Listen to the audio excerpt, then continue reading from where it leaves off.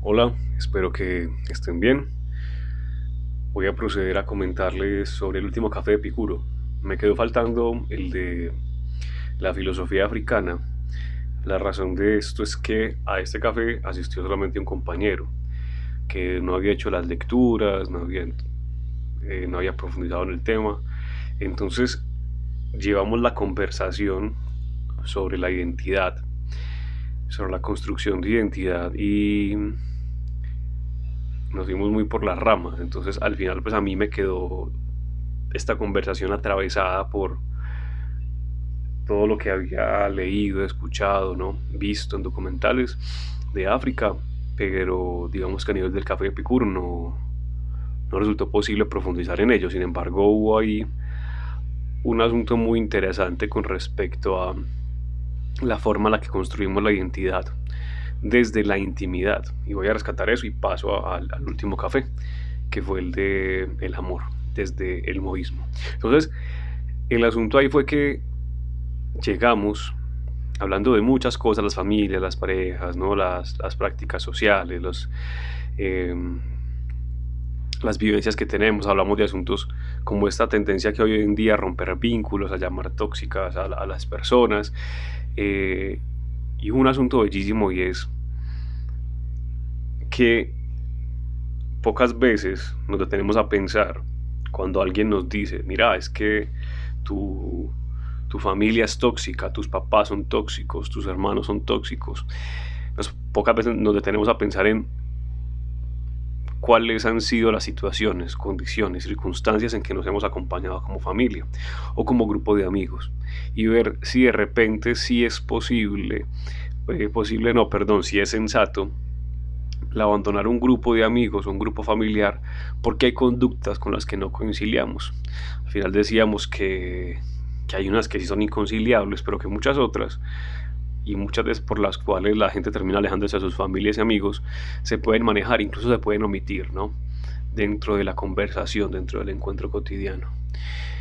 Entonces, la recuperación de la intimidad, la intimidad no solamente como este espectro para lo erótico, o desde su espectro erótico, sino la intimidad como el hogar, la intimidad como esos lenguajes que se generan también, por ejemplo, con los amigos y con la familia, en los que de alguna manera, sin nombrarlo, sabemos cuando algo está mal, cuando algo está bien, cuando algo nos hace felices, cuando algo nos pone tristes, ¿no? Entonces todos esos lenguajes que se generan y que son particulares de los grupos, de los vínculos que tenemos, son también la intimidad. Y esa intimidad nos va a dar mucho cuenta de lo que somos, no somos, podemos hacer y ahí construimos nuestra identidad. Pero es demasiado amplio el tema y está muy atravesado, por supuesto, por todo lo de la historia y filosofía de África. Voy a ver si hago un ensayo sobre eso. Me sentiría más cómodo haciendo un ensayo que un video, ¿no? Además que estos videos no son de explicar ideas o conceptos, sino de contar qué pasó en el café. Y a propósito de eso, pues vamos entonces con este último café, repito, donde hablamos sobre el amor a partir del moísmo. El moísmo eh, fue, porque tanto como es no, fue un movimiento que se dice contemporáneo al confucianismo. Eso nos lo ubica entonces en China. Y era el moísmo como el movimiento opositor al confucianismo. Pero ojo que más que opositor no era porque tuviera doctrinas muy diferentes, al menos no como en el grueso, ya vamos a ver algunas sutilezas en las que sí, sino porque básicamente cada grupo quería jalar su combo, ¿cierto? Cada grupo quería su combo, entonces eso hacía que hubiera una oposición, más de orden, digamos, social o política que práctica y ética. ¿Cuáles son las grandes diferencias? Las grandes diferencias que había entre el moísmo y el confucianismo eran el aprecio por las artes. Para el moísmo no como Platón, eso lo hablamos en el café, no como Platón que creía directamente que la poesía, ¿cierto? O estas artes dionisíacas corrompían el espíritu y que por eso no debían hacerse. Mossi no llegaba hasta allá, sino que decía que, pues, que el Estado no debía gastar dinero en eso, porque todo el dinero que se gastaba enseñando artes, creando instrumentos, y haciendo eventos culturales se podía gastar en lo importante, que era tener alimento, techo y una educación que habilitara a las personas para cumplir bien sus funciones en razón de el bienestar del Estado. La otra gran diferencia, y esta me parece muy particular y cómica la forma en que el autor la plantea, y es que hay que creer en espíritus, en fantasmas y en dioses, existan o no. Hay que creer en ellos, existan o no, porque hay una cantidad de rituales y acciones de la comunidad que hacen que ella misma se sostenga como tal y que se fortalezca y que la gente se encuentre. Entonces, creamos en esas cosas, nos dice Mozi, para que apliquemos y practiquemos los rituales, porque en esos rituales es donde nos encontramos con el otro. En esta parte, por ejemplo, del conversatorio, les voy contando ahí, tuvo 4 conversaciones, ¿no? 4 momentos de conversaciones. En la primera parte hablamos de las fiestas, de los cumpleaños, las navidades, los años nuevos, ¿no? Todo lo que está ahí y de cómo nuestra cultura occidental es tan preponderante la presencia y el consumo de alcohol, los excesos en todos los sentidos y el desperdicio de recursos, ¿no? De alimentos, de energía, de dinero, de tiempo. Entonces, no solamente hablamos desde ese lugar, pues, y la crítica al capitalismo, al consumismo, sino la ausencia de significado de muchos de los rituales, más allá de que tengan una herencia anglosajona, judía, o que sean un sincretismo de las cuestiones nativas y criollas, ¿no? Más allá de todo eso, en realidad son poco pensadas las acciones que se hacen, porque sin importar si hablamos de las medias, de los gringos, de la galleta de jengibre anglosajona, de qué más podemos hablar, de las lentejas, que tuvimos una discusión sobre si las lentejas se meten en los bolsillos y se comen, en la cual salí mal librado porque resulta que en mi familia ha sido en la única parte en la que se comían las lentejas en vez de dejarlas crudas y metérselas en los bolsillos. Yo me defendí con el moísmo diciendo que de eso se trata, o sea, yo por qué iba a desperdiciar una libra de lentejas o 2 si puedo preparar una cena para la familia, o sea, no tiene sentido.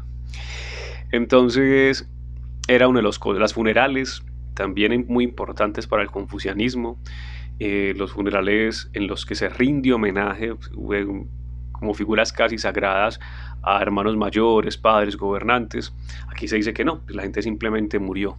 Y viene otro punto muy importante, y es que como en el moísmo no se creen, ambos, tanto moísmo como confucianismo, comparten la idea de la ciudadanía del cielo. Lo que pasa es que para el confucianismo eso es como un destino que hay que cuidar, lo cual es muy charro, porque un destino que hay que cuidar es como qué tan destino es, hay que ser dignos de ese destino.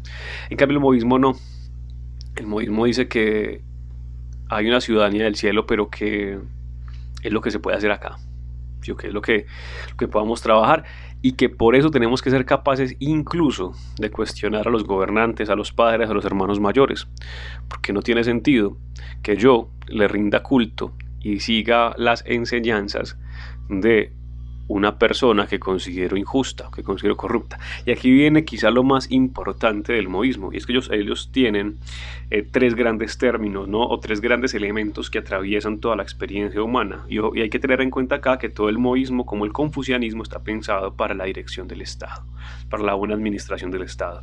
Entonces, ellos tienen el Yi. El Yi viene a ser como las acciones justas, rectas. Tienen Yanai. El Yanai es el amor universal que no discrimina, y el Ren, que es acciones humanitarias, benevolencia, bondad.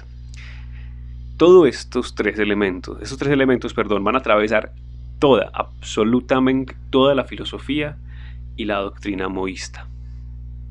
Entonces ahí vimos, por ejemplo, con el tema de las fiestas, perdón que tape el micro, vimos con el tema de las fiestas, cómo uno preguntarse cómo ve, ¿qué tanto sentido tiene que nos enfermemos intoxicándonos con alcohol?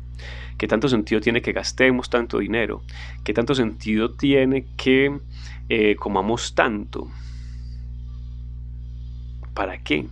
Si además ni siquiera estamos hablando de un ritual de reiniciación, ¿cierto? De un nuevo comienzo, que es lo que da origen a todos los temas de Navidad, Año Nuevo.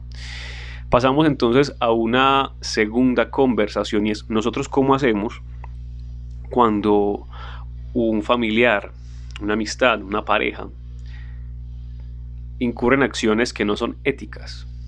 Pero digamos que ahí descartamos de manera directa a quienes cometen delitos, ¿no? Hablábamos, por ejemplo, de tener familiares o amigos o estar trabajando para el gobierno, ¿no? Digamos en una alcaldía, en una secretaría, en un ministerio. Y las implicaciones que eso tiene cuando sabemos que la mayoría de los servidores públicos, la mayoría de funcionarios públicos están robando dinero y trabajamos o se trabajan muchas personas para estos funcionarios porque tienen que trabajar, porque tienen que comer, porque tienen que hacer muchas cosas, pero son cómplices de un sistema de gobierno que produce unas políticas y unos modelos económicos que hacen mucho daño a los demás. Entonces ahí es muy tremendo porque por más que yo actúe desde allí y tenga acciones rectas, en realidad no lo son tanto porque estoy siendo parte de algo que no permite esa justicia, esa rectitud. Y cuando yo hablo es que yo todo esto lo hago por amor a mi familia, a mis hijos, a mis amigos, a mi pareja, etcétera, etcétera, que eso es válido, ese amor de verdad no es universal, porque entonces en el fondo yo estoy actuando de modo que le niego a muchas personas la posibilidad de ofrecer eso mismo que yo considero que es amor a quienes ama. Y esto lo habíamos hablado desde la perspectiva del amor justo, ¿no? Cuando hablábamos en Aristóteles. Y es que si el amor que yo doy no es posible que sea dado y recibido por la mayoría de las personas que comparten mi comunidad y mi ciudadanía, entonces vale la pena cuestionarnos esa forma de amor. ¿Qué tan buena, qué tan sana es, ¿no? ¿Qué tan pertinente es? Aquí hablamos también de un asunto de la ética y un principio que es el suo rem, que se traduce como teñir, y es la influencia que tienen las acciones. Y eso es muy importante porque lo que nos llama a pensar Mozi es: vigila de quién te rodeas, ¿no? A quién rodeas, vigila a quién rodea a tus hijos. No solamente con un asunto de proteger y cuidar, sino porque nosotros mismos, nuestros familiares, amigos, hijos van a permear a otros. Y ahí, ojo, yo no estoy llevando una línea, una lectura o una oratoria lineal con respecto a lo que fue el café de Epicuro. Estoy yendo y viniendo sobre puntos que estuvieron al principio y al final. Esto que voy a decir es justo lo que estuvo muy al final, y es que con este asunto de la influenciabilidad hay una postura que se nos ha metido a nosotros casi que a la fuerza, y es la de la horizontalidad, que en el fondo sabemos que tal cosa no existe. En el fondo sabemos que todo el tiempo estamos ocupando lugares donde o tenemos que obedecer o donde tenemos que dirigir. Y ahí aparece esta dialéctica del siervo y el amo y el esclavo de Hegel, que también luego tomaría Lacan para hablar en la idea del amor, ¿no? El amor como esta cosa en la que yo o cedo parte de mí o someto al otro. Y aquí entonces proponíamos pensarnos esa dialéctica del amo y el siervo como un siervo que se piensa a sí mismo y un amo que es capaz de pensar en los demás. Eso cambia esa dialéctica y le da otro sentido, porque no se trata simplemente de ir reduciéndose e imponiéndose, sino que es ser capaces de entender que ocupamos unos lugares, queramos o no. Queramos o no, vamos a estar frente a personas que tienen la tarea de dirigirnos, de llevarnos, que tenemos que ceder parte de nuestro carácter, creencias, por unos fines mayores a nosotros mismos. Y también van a estar personas que en diferentes lugares nos van a ver como figuras de autoridad, como ejemplo, como referentes, o se van a inspirar en nuestras acciones. Queramos o no, eso va a pasar. Entonces es importante ser amos que piensan al otro y siervos que se piensan a sí mismos. Bien. Retomando el asunto de teñir, abordamos algo que aconteció en las últimas semanas, y que tuve la oportunidad de hablar con varios de mis amigos, con algunos de mis amigos, y es la ética y las situaciones de la vida diaria y de la vida adulta que confrontan nuestras posturas éticas. Resulta que desde mi experiencia personal, tuve la oportunidad de recibir un regalo. Un regalo que es necesario para varios fines que tengo. ¿Sí o qué?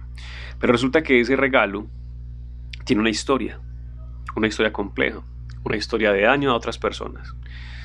Y entonces yo les decía a mis amigos que en medio de todos mis dilemas de aceptar este regalo, no, lo necesito, pero lo que me salvó fue que cuando pensé en mis amigos y particularmente en uno de ellos que lo necesitaba, fue como, fue madre, si yo le cuento esto, ¿qué va a pensar? Y cuando me imaginé la conversación con mi amigo y lo denigrante y humillante que sería esa conversación con mi amigo tras recibir este regalo, dije no, entonces paso. Y un poco en torno a eso conversamos tanto con mis amigos como luego en el café de Epicuro, porque lo que va a pasar y lo que pasa tanto cuando uno recibe estos regalos como con quienes trabajan en el sector público o en el privado también, bajo procesos que de manera directa carecen de ética o que de manera indirecta desfavorecen los procesos sociales, entonces lo que hacen es compensar. Ah, pero es que con esto puedo ayudar a otros, es que con esto puedo servir mucho, es que con esto puedo alcanzar mucho bienestar, ah, es que otra gente también lo hace, ah, es que no soy el primero ni el último. Todo esto lo que hace es teñir nuestro entorno. Además que hay un asunto ahí que es muy complejo, que yo he tratado desde otros asuntos, y son los acuerdos morales. ¿Ya? Por ahí hablamos sobre el asunto de la tolerancia, la gradación de los delitos, la venganza, ¿no? Y decíamos como, es que no es que sea lo mismo robarse un lapicero de una empresa y robarse 1000, ¿no? Robar es robar, pero hay unas causas y hay unas consecuencias de esa acción en particular, en cada caso. Y debe haber entonces una correspondencia sobre las consecuencias. O sea, no es posible que se castigue igual a quien se robó un lapicero que a quien se robó 1000, pero debería haber entonces una acción lo suficientemente pensada y adecuada para corregir la conducta. Porque es que si no, ahí viene el tema de la tolerancia, y es como con la violencia. Entonces, que es otro tema que he estado hablando con algunas personas esta última semana. Entonces, mi pareja me trata mal, me humilla en público, me agrede verbalmente, me grita. Y entonces, ay, pero no es tanto, ¿no? No es tanto. Un día es un grito más fuerte, una palabra más fuerte, pero bueno, no, sí, se me fue la mano, levanté mucho la voz, pero hemos superado esto otro porque esto no. Luego es otro tipo de maltrato físico, golpes, o sea, un montón de cosas. Entonces, si toleramos esto, ¿por qué no esto? ¿Y por qué no esto? ¿Y por qué no esto? ¿Y por qué no esto? ¿Y por qué no esto? Y esa vaina va a crecer. Y así sucede también, lo recuerdo muy bien cuando trabajaba en el sistema de responsabilidad penales. Ojo, porque es que si tú dices, es que me le robé un lapicero, qué drama por eso. Si luego te le robas el pan, luego te robas la comida, qué drama por eso, ¿no? Y si entonces hay una pequeña pelea como, qué problema con eso, no pasó a mayores. Y entonces tanto el abuso del otro como la violencia de todo tipo van creciendo bajo el manto de no es para tanto, o por qué no vamos a pasar de esto. Entonces ese asunto es delicado, porque si yo admito una serie de conductas que sé que no son éticas, porque si una cosa es que yo no sepa, o que yo realmente esté convencido de que son buenas, ¿no? Pero si yo me doy cuenta, ¿yo cómo hago para pasar eso por alto? ¿Cierto? Esa negligencia, una negligencia muy jodida. Entonces, bueno, pasó este asunto y finalmente hablamos de... Bueno, finalmente no, digo finalmente porque el final fue sobre el tema de la herencia, pero fue muy corto. Entonces digamos que nos detuvimos por un rato en el enamoramiento y las dificultades que eso genera. Esta cosa maravillosa que es enamorarse y desfogarse en afectos, emociones, sentimientos, ideas de todo tipo, pero que hacen que uno se absorba en ese vínculo y que abandone muchas otras cosas. Entonces ahí decíamos como que se vuelve la palabra tóxico, absorbente, bla, bla, bla. Yo proponía que lo pensáramos como que nos volvemos irresponsables con nosotros mismos y con los demás. Empezamos a comer mal, abandonamos procesos que tenemos, particulares de autocuidado, abandonamos compromisos familiares, de amistades, bueno, un montón de cosas que ahí hablamos sobre el asunto de la maduración, de la madurez, y ahí me va a tener porque aquí salieron cosas muy interesantes. Entonces, cuando llegamos y salió la palabra madurez, uno de los compañeros del café dice, pero bueno, no, tratemos de definir así rápidamente qué es madurez, una cuestión de 3 minutos, más o menos así lo hicimos. Empezamos con la madurez como un asunto de ser capaz de contener las emociones. Ser capaz de contener las emociones como un reflejo de madurez.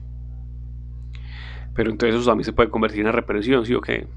Entonces aparece otra descripción que es la madurez, es cómo responder de manera adecuada a las demandas que tienen los diferentes puntos de inflexión de la vida, y por eso es que entendemos cómo se le dice inmaduro tanto a un niño de 3 años como a una persona de 40, 50, 60 años, aunque estén en contextos totalmente distintos, en situaciones muy, muy diferentes, ¿no? El asunto es que al parecer no están respondiendo de manera adecuada a esos puntos de inflexión o a esos momentos críticos de su vida. Luego hubo algo muy bonito y fue como una definición que combina tanto lo que vienen a ser los procesos heurísticos y las funciones ejecutivas a nivel de cerebro con una escala de valores. Sí, el compañero decía, madurez es yo actuar teniendo en cuenta las consecuencias de mis actos sobre el otro, principalmente el que tengo al lado. Eso es bonito y está cargado de unos valores, pero lo que nos dio a entender también esa definición es que la madurez cerebral se va a dar. O sea, la madurez como proceso biológico se va a dar sí o sí. La dificultad está en cómo se da, porque puede que yo madure para ser una bestia o puede que madure para ser una buena persona. Y a nivel cerebral va a ser cada vez más difícil que se modifiquen ciertas cosas, a menos que mi estructura cerebral y mi estructura de personalidad maduren en son de la apertura, de la disposición y el aprendizaje, ¿no? Eso me pareció interesante, porque además es empezar, y aquí retomamos de manera fuerte para ir cerrando también este video, el asunto del amor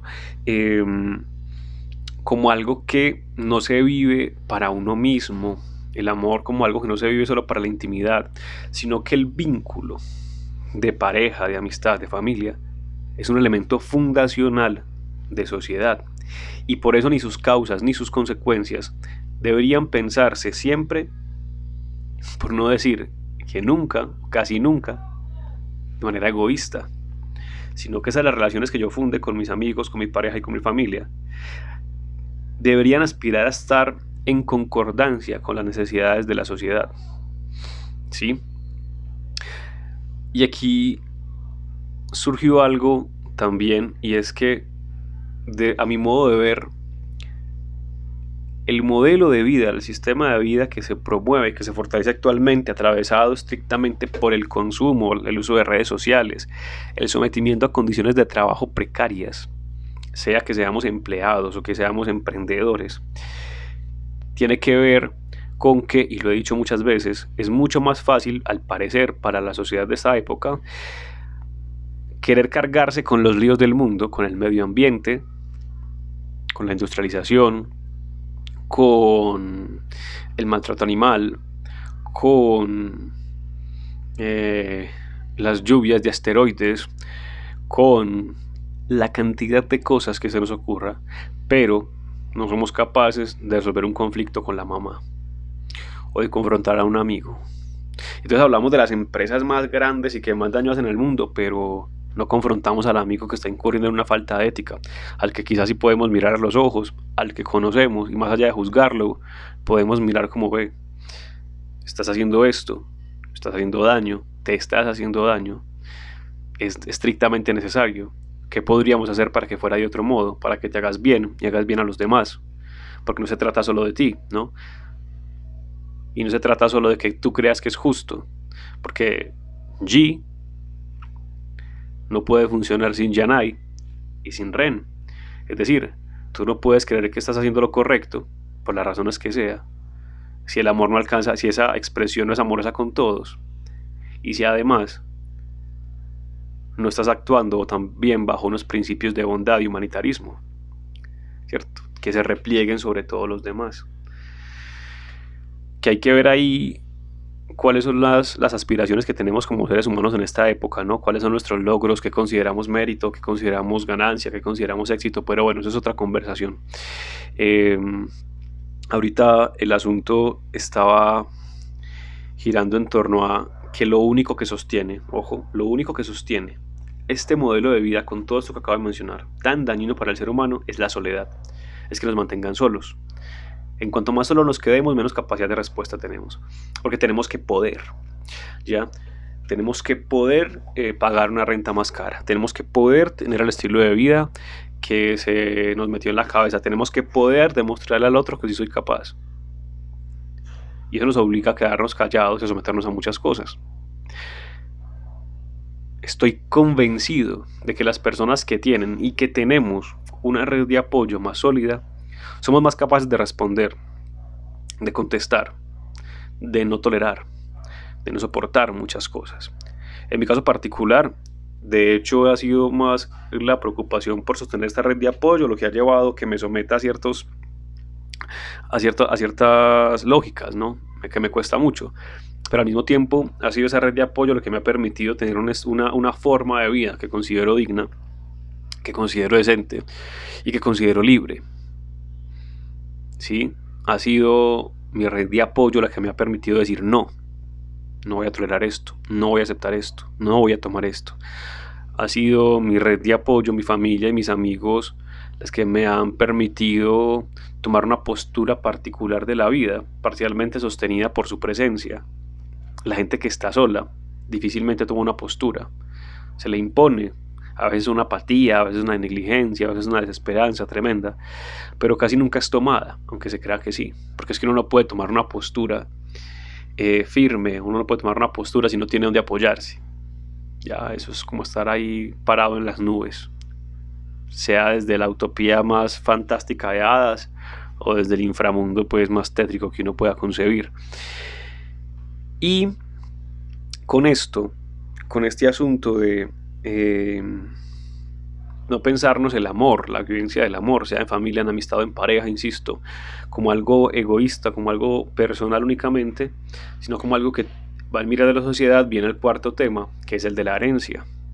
Aquí es bastante común esa expresión de que es mi plata y yo veré qué hago con ella, pero eso se reduce a algo tan simple como el hecho de que una generación que no esté pensando en el dilema de comer o pagar el arriendo va a ser una mejor generación. Va a tener más capacidad de responder, va a tener más capacidad de tomar postura, de decir no a lo que es injusto. Ojo, no porque esa condición material sea suficiente para que cambie, pues estamos vistos que hay un montón de personas herederas de un montón de vainas que no tienen esa postura o que salen a hacer daño, pero es más probable que si le sumadas a la conciencia de las necesidades sociales unas condiciones materiales que favorezcan los procesos va a ser mucho mejor. O sea, la cantidad de gente que hay que sabe o que siente que sabe, que cree que hay algo que se puede hacer mejor en el país, en la comunidad, en los barrios, pero que está aguantando hambre y que, no tiene, y que los van a sacar de la casa. Es mucha la gente y que la sacan, y la cantidad de historias, y aquí hablamos del tema de la ocupación de territorios, del conflicto armado, hablamos de una cantidad de cosas en las que en últimas, lo que tiene que haber ahí es bondad y humanitarismo. Y se resumió en una frase que uno de los compañeros y es: una sociedad no puede funcionar si sus miembros no están en disposición de hacer algo por el otro. Y con eso los dejo. Sé que fue algo muy movido, que se tocaron muchos temas, se quedan cosas en el aire, pero es que si no me quedo dando una conferencia de 3 horas o más. Así que hasta aquí les dejo y les reitero la invitación a que acompañen el Café de Epicuro todos los domingos a las 2 de la tarde hasta las 5 en Ártica Café. En la próxima ocasión vamos a hablar sobre el dolor y el sufrimiento, nuevamente desde el taoísmo y el budismo. Voy a hacer como una pequeña síntesis de todo esto que ocurrió hoy.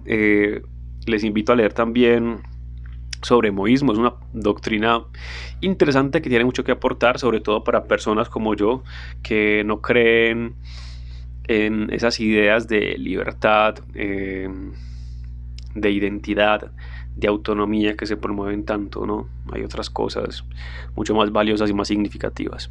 sobre todo porque nos permiten saber que estamos para el otro. Espero que estén muy bien.